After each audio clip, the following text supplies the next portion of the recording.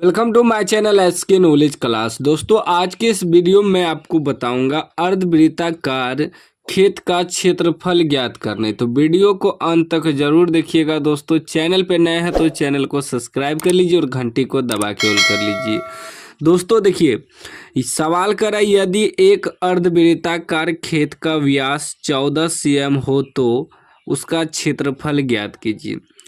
देखिए, अर्धवृत्त होता क्या है पहले इसको समझना है, उसके बाद व्यास क्या होता है, त्रिज्या क्या होता है, समझना जरूरी है। दोस्तों समझिएगा तभी सवाल हल कर पाइएगा।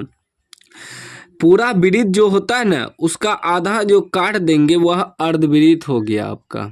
ठीक, अर्धवृत्ताकार खेत है, अर्धवृत्त कहिए या अर्धवृत्ताकार खेत कहिए, एक ही चीज है। इसमें हमें व्यास दिया है, व्यास दिया है। दोस्तों इस बात को याद रखिएगा, व्यास यानी कि व्यास को डी से सूचित करते हैं, जो कि हमें दिया है 14 cm, 14 cm। ठीक, अब थोड़ा इसके बारे में डिटेल में समझ लीजिए। देखिए दोस्तों, पूरा वृत्त जो है उसका अगर आधा कर दें, आधा काट दें, ऐसे ही पूरा वृत्त होगा। ठीक, आधा कर देंगे तो ये आपका अर्धवृत्त हो गया। ठीक, तो इसमें हमें व्यास दिया है, व्यास का मतलब हुआ यहाँ से लेके यहाँ तक, व्यास को डी से सूचित करते हैं। ठीक, लेकिन हमें इस सवाल में कह रहा है क्षेत्रफल निकालें, तो उसमें जो है त्रिज्या निकालना पड़ेगा। तो एक बात याद रखिएगा, व्यास यानी कि डी बराबर सूत्र होता है 2r। ठीक, जब दोस्तों हमें r निकालना हो, r का मतलब हुआ त्रिज्या, त्रिज्या जो है r से सूचित करते हैं, इस बात को याद रखिएगा। तब जब हम r निकालेंगे तो इसे हम लिख सकते हैं d/2, यानी कि r बराबर 2 इसके बटे में आ गया। यानी कि साफ साफ याद रखिएगा, व्यास बराबर होता है 2 गुना त्रिज्या, व्यास बराबर 2 गुना त्रिज्या। ठीक, अगर हमें त्रिज्या निकालना हो, त्रिज्या, तब व्यास अब बटे 2 हो जाता है, यानी कि व्यास में 2 से भाग दे देना। इस सूत्र को आप लोग नोट कर लीजिएगा, व्यास बराबर 2 गुना त्रिज्या, त्रिज्या बराबर व्यास बटे 2, या यहाँ लिख लीजिएगा d बराबर 2r या r बराबर d/2। ठीक ना, हिंदी में लिखिए या इस टाइप से लिख सकते हैं, इंग्लिश में r बराबर d/2। ठीक, कोई दिक्कत नहीं, इस चीज़ को समझना जरूरी था दोस्तों। ठीक है, जो नए विद्यार्थी हैं उसे समझ में नहीं आता है त्रिज्या क्या है, व्यास क्या है। तो वही दोस्तों हमें क्या दिया है, यहाँ से यहाँ पूरा व्यास दिया है, लेकिन हमें यहाँ से यहाँ त्रिज्या मालूम करना पड़ेगा, पहले आधा निकालना होगा। ठीक, r मालूम करना होगा, तो r आसानी से निकल जाएगा दोस्तों। d बराबर हमें 14 दिया है, तो त्रिज्या निकालना है तो 2 से भाग दे देंगे तो 7 cm निकल जाएगा त्रिज्या। तो यहाँ लिखेंगे अर्धवृत्ताकार,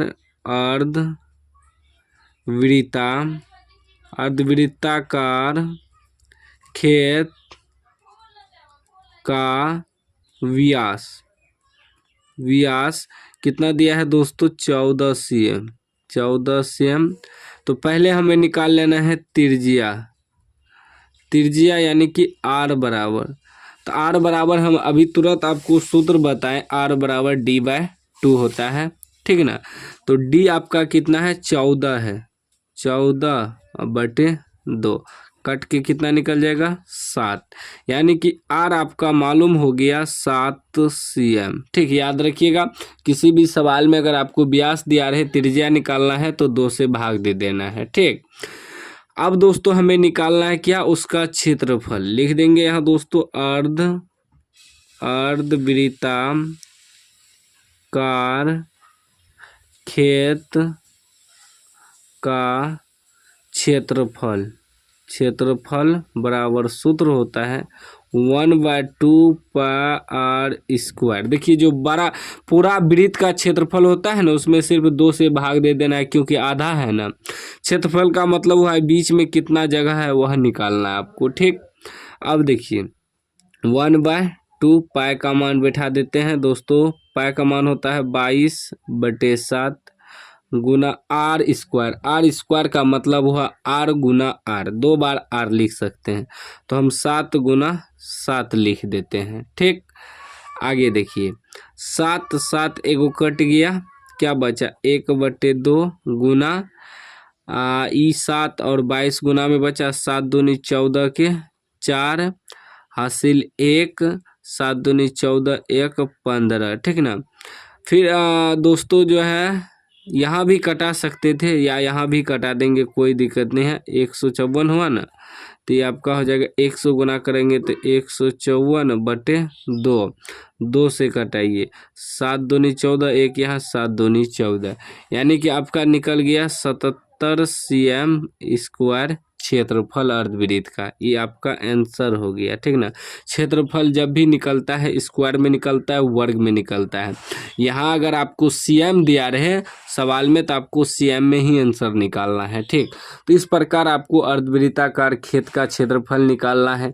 कोई भी डाउट हो तो कमेंट बॉक्स में पूछ सकते हैं। अभी तक चैनल को सब्सक्राइब नहीं किया तो सब्सक्राइब कर लीजिए और घंटी को दबा कर ऑल कर लीजिए।